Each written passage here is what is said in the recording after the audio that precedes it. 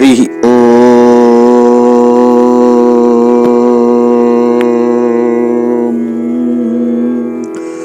ओम नमो भगवते वासुदेवाय। ओम नमो भगवते वासुदेवाय। वासुदेवाय नंदनंदनाय। ओम नमो भगवते वासुदेवाय।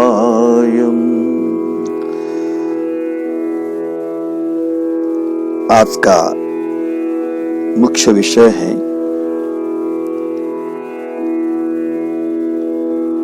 हमारे बंधन का कारण क्या है। वास्तव में मनुष्य को व्यष्टि प्रकृति अर्थात पंचभूतात्मक शरीर से ही बंधन होता है, समष्टि प्रकृति से नहीं। कारण कि मनुष्य व्यष्टि शरीर के साथ अपनापन कर लेता है, जिससे बंधन होता है। वास्तव में व्यष्टि कोई अलग तत्व नहीं है, प्रत्युत समष्टि का ही एक क्षुद्र अंश है। समष्टि या मूल प्रकृति कभी किसी की बाधक या सहायक नहीं होती है। समष्टि से माना हुआ संबंध ही व्यष्टि कहलाता है, अर्थात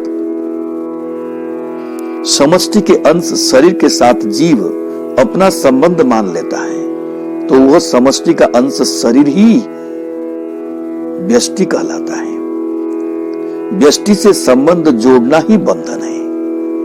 इस बंधन से छुड़ाने के लिए भगवान ने श्रीमद् भगवद गीता में 8 प्रकार की अपरा प्रकृति का बंधन किए हैं,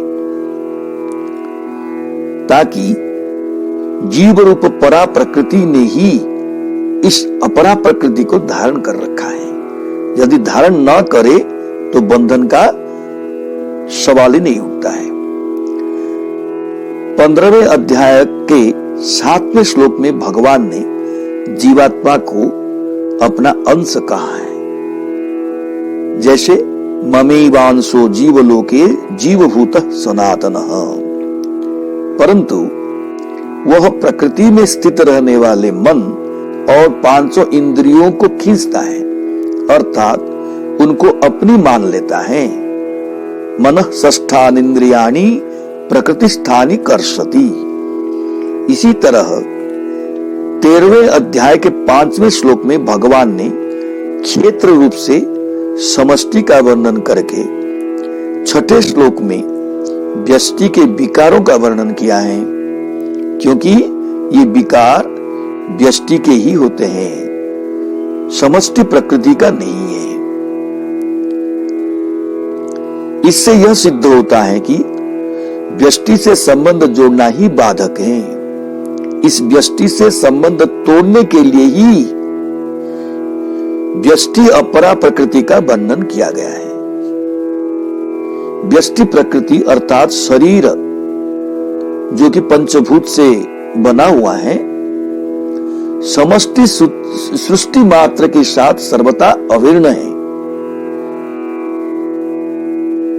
जब साधक उससे अपना संबंध नहीं मानता, तब तो वह सहायक हो जाती है, पर जब वह उससे अपना संबंध मान लेता है, तब वह बाधक हो जाती है।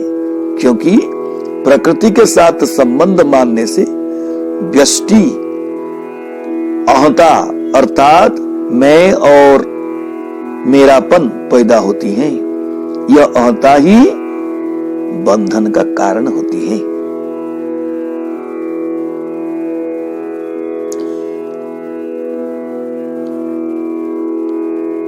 और भगवान यहां पे कह रहे हैं कि अपरा प्रकृति मेरी है, इसके साथ भूल से अपनापन कर लेना ही बार बार जन्म मरण का कारण है।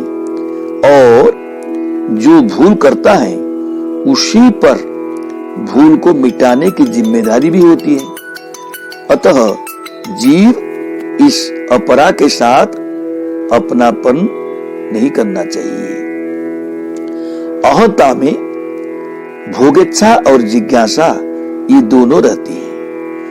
इनमें से भोगेच्छा को कर्मयोग के द्वारा मिटाया जाता है और जिज्ञासा को ज्ञान योग के द्वारा पूरा किया जाता है।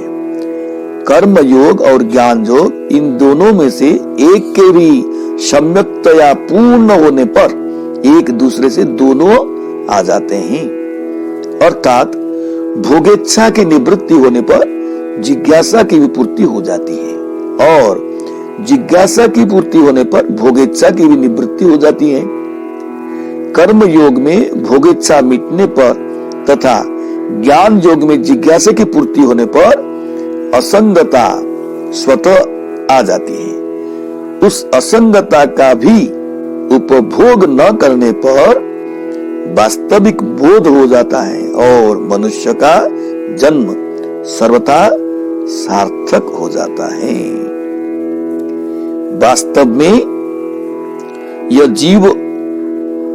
जीव रूप नहीं है, प्रत्युत जीव बना हुआ है। यह तो स्वतः साक्षात परमात्मा का अंश है।